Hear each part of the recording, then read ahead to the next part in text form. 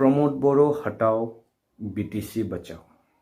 प्रमोद बोरो हटाओ, हाग्रामा सरकार को लाओ। ये स्लोगन क्यों चला?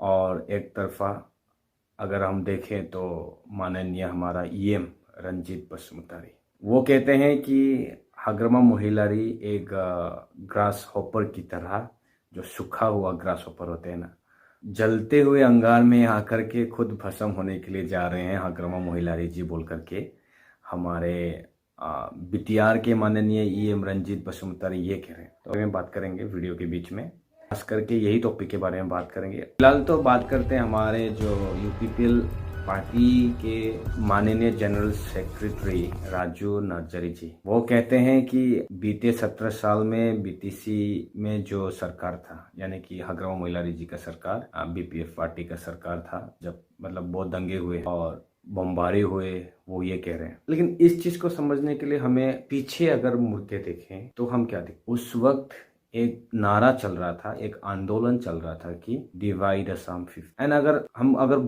और थोड़ी अंदर की तरफ और अंदर में खुदाई करके देखें पास की जो हिस्ट्री है, 17 साल जो बीत गए, तो हम देखते हैं कि यहाँ पे जो एनडीबी फैक्शंस तो वो भी सीज फायर में नहीं आए थे, है ना। हालांकि एनडीबी प्रोग्रेसिव कुछ हद तक सीज फायर में आ चुके थे, लेकिन बाकी फैक्शंस जो थे उस वक्त सक्रिय थे, तो उनका जो गवर्नमेंट के साथ समझौता होना था वो नहीं हो पाया, क्योंकि उनका जो डिमांड्स था वो फुलफिल नहीं हुआ। और छात्र संगठन जो आपसू चलाते हैं, छात्र संगठन यानी कि ऑल बोडो स्टूडेंट यूनियन की तरफ से भी ये मांगे जोरदार से चल रहे थे कि डिवाइड असम 50-50 किया जाए, हमें एक सेपरेट स्टेट दिया जाए, क्योंकि जो बीटीसी अकॉर्ड था उससे मतलब जो हमारा रिक्वायरमेंट्स था या फिर जो उससे कुछ लीडर्स को लगा कि उनसे फुलफिल नहीं हो रहा है। सही भी है, वो सब चीजों को गौर करके हमें पता चलता है कि देखो एक तरफ से आंदोलन चल रहा है तो उसी बीच अगर एक सरकार है तो उनको बदनाम आना तो है ही। लेकिन अभी जो फिलहाल आप शांति के नाम पे दोबारा से उस हादसे को अगर बार बार याद दिलाते रहेंगे, वो बीते हुए 17 साल को अगर बार बार दोहराते रहेंगे, बजाय कि आप सरकार पे है, सत्ता पे है, आप कर क्या रहे हो? शांति के नाम पे आज आप एक जो बीते हुए कल के बारे में बात करके, जहां दंगे हुए, जहां बमबारी हुए, जहां लोग की हत्या हुई, उसको याद दिला कि आप जो शांति के नाम पे अभी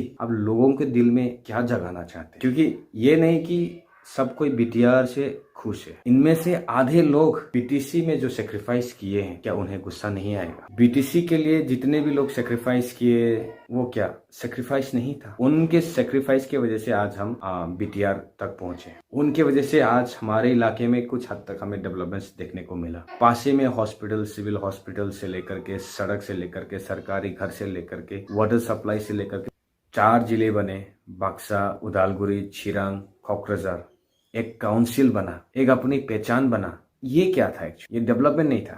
इन चीजों को नियंत्रण करने के लिए समय लगता है, एंड मैं तो कहता हूँ कि बहुत जल्दी हो गया, बहुत कुछ हो गया। नहीं तो उससे पहले बीटीसी जैसा कुछ जगह भी है करके कौन पूछता था?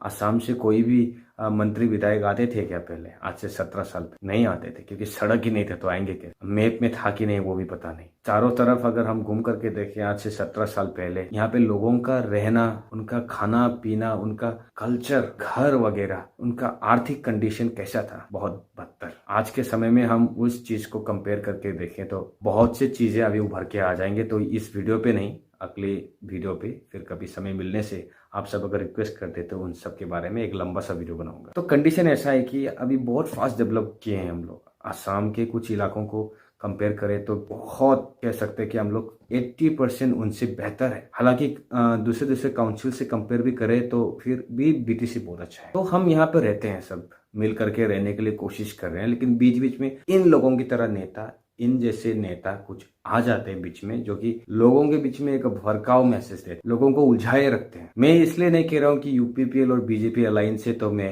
इनके खिलाफ कह रहा हूँ। कोई भी आओ, कोई भी पार्टी हो, तो वो लोगों के बीच में कंफ्यूजन क्रिएट नहीं करना चाहिए। अब सरकार में हो, यूपीपीएल फिलहाल सरकार में है, रूलिंग में है, आपके पास समय है, वक्त है, वक्त जाया मत करो ना फालतू के लेक्चर्स दे करके।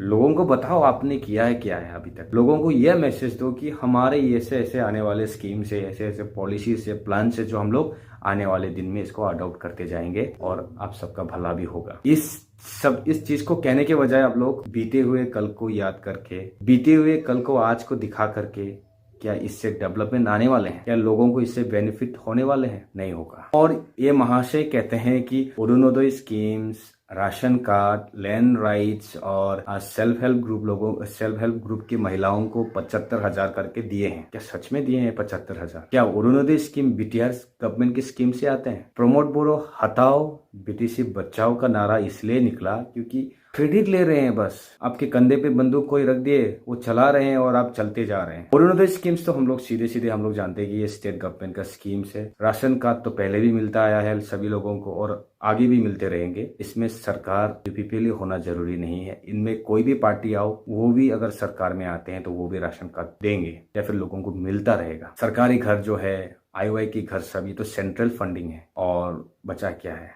जमीन के अधिकार की बात कर रहे हैं तो जमीन के अधिकार की बात आप ना ही करें तो अच्छा है, क्योंकि जमीन का जो अधिकार की बात आप कह रहे हैं, लोगों को जो मिल रहे हैं अभी, ये 2003 की जो बीटीसी अकॉर्ड बना, उसी के एडमिनिस्ट्रेशन में, उसी के अंदर में ये सब तय किया गया था। और अभी जो गवर्नमेंट फंक्शनिंग कर रहा है वो भी बीटीसी के अंदर में ही कर रहा है। तो फिर आप कौन सी नई बात कर रहे हो? आप बताओ बीटीआर के थ्रू आपने कौन सा बड़ा काम कर दिया जो लोगों को भला हो रहा है? यहाँ 3 साल 4 साल 3 साल बीत गए। तो बहुत सारे ऐसे चीज आज हमको अपने नजदीकी इलाकों में देखने को मिल रहे हैं। ये क्या एक्चुअली डेवलपमेंट नहीं था? आप बीते हुए कल को इस तरह से दोहराते रहेंगे, पब्लिक को भड़काओ मैसेज आप देते रहेंगे, तो आज जो ये बीटीआर एग्रीमेंट हुआ है शांति के नाम पे, क्या इससे आप पिछले दिन को अगर याद करके, आप बीते समय को याद दिला करके आज के दिन में शांति ला पाओगे? क्या ये सही है? तो व्यूअर्स से मैं यही बस कहना चाहता हूँ कि आप लोग इस चीज पे कमेंट्स करें।